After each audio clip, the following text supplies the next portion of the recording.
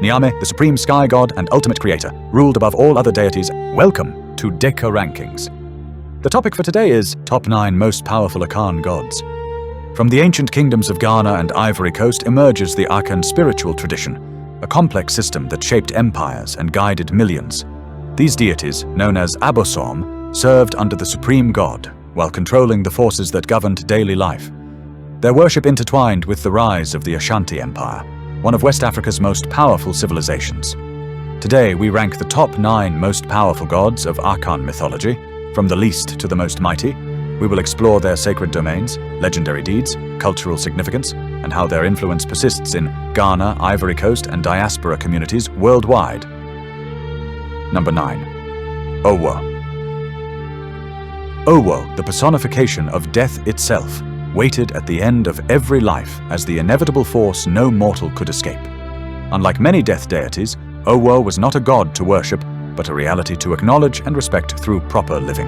Akan philosophy taught that death was not evil, but natural transition, with Owuo serving as psychopomp guiding souls to the ancestral realm.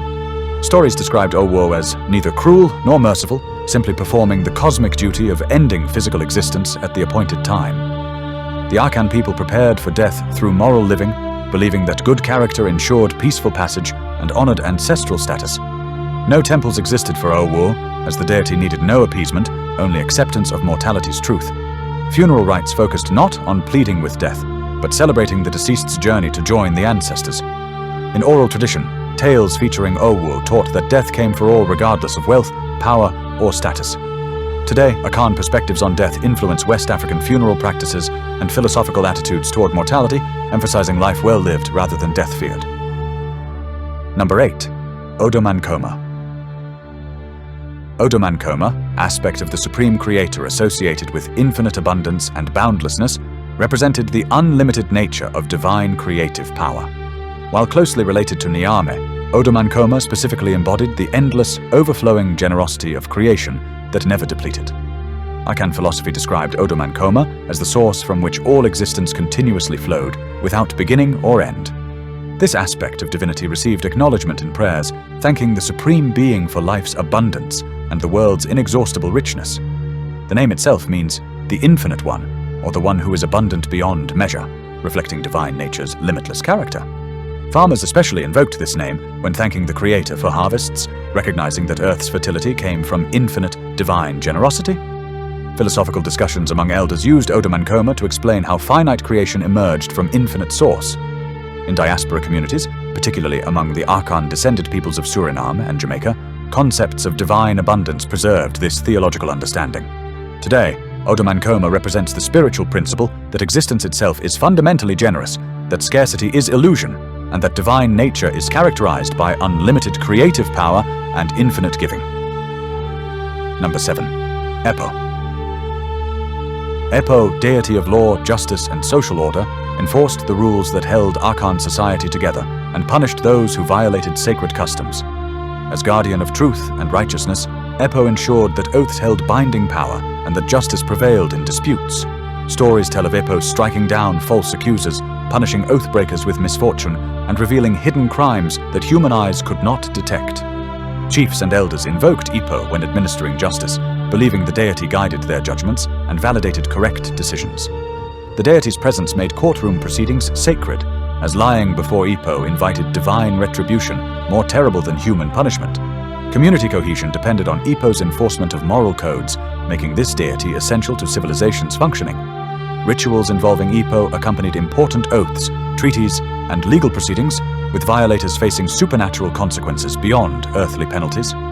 In the Ashanti Empire's rise to power, Epo's authority legitimized legal codes and royal justice.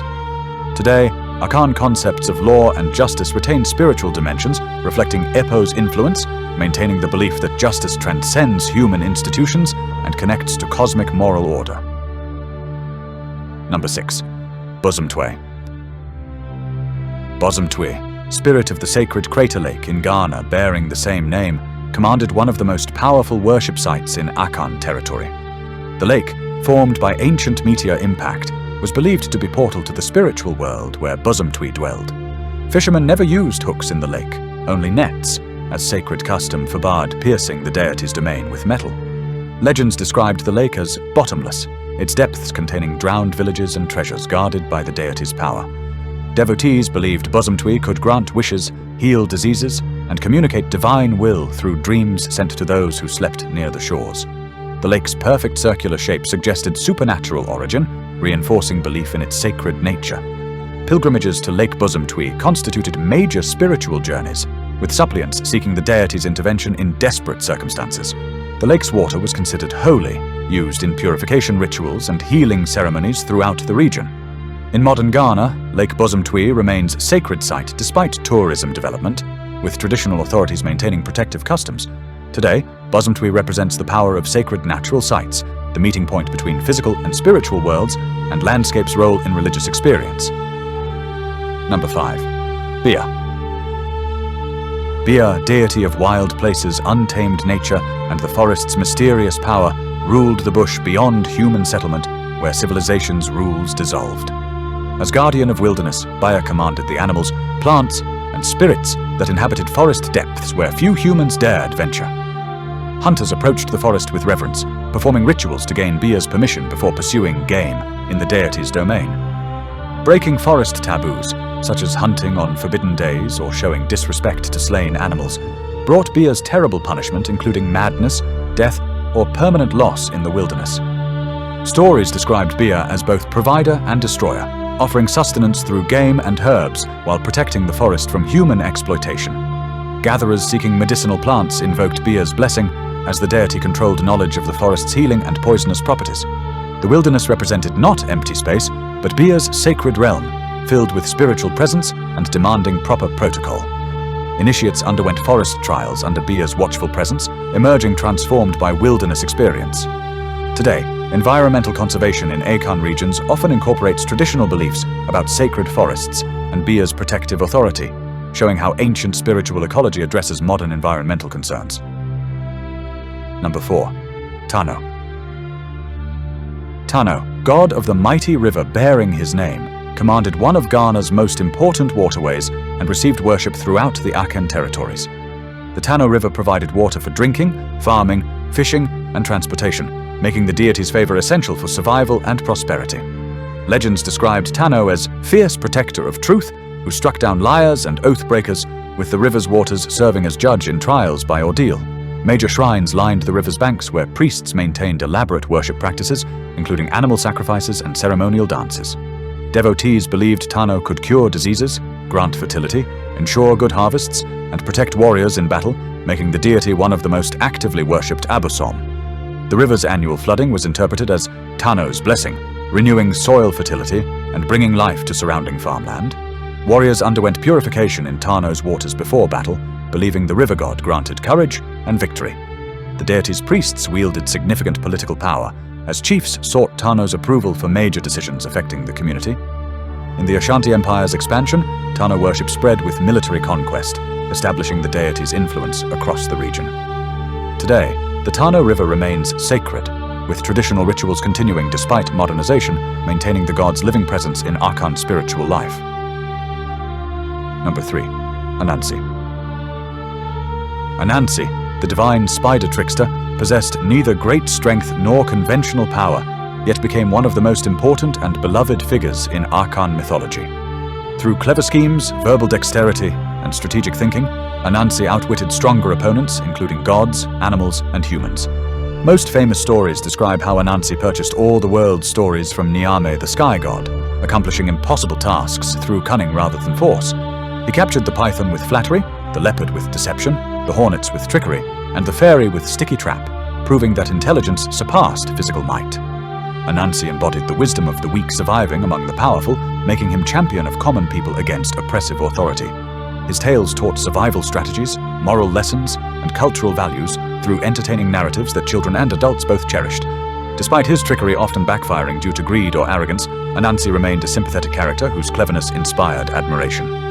In the Atlantic slave trade, Anansi stories survived the Middle Passage, becoming Aunt Nancy tales in the American South and Anansi stories throughout the Caribbean. Today, Anansi represents resistance through cunning, the power of storytelling itself, and the truth that wisdom and wit can overcome oppression, making him globally recognized cultural icon whose influence extends far beyond Akan territories. Number 2. Asase Ya. Asase Ya, the Earth Mother Goddess, literally meant Old Woman Earth and represented the ground itself as living, sacred feminine power.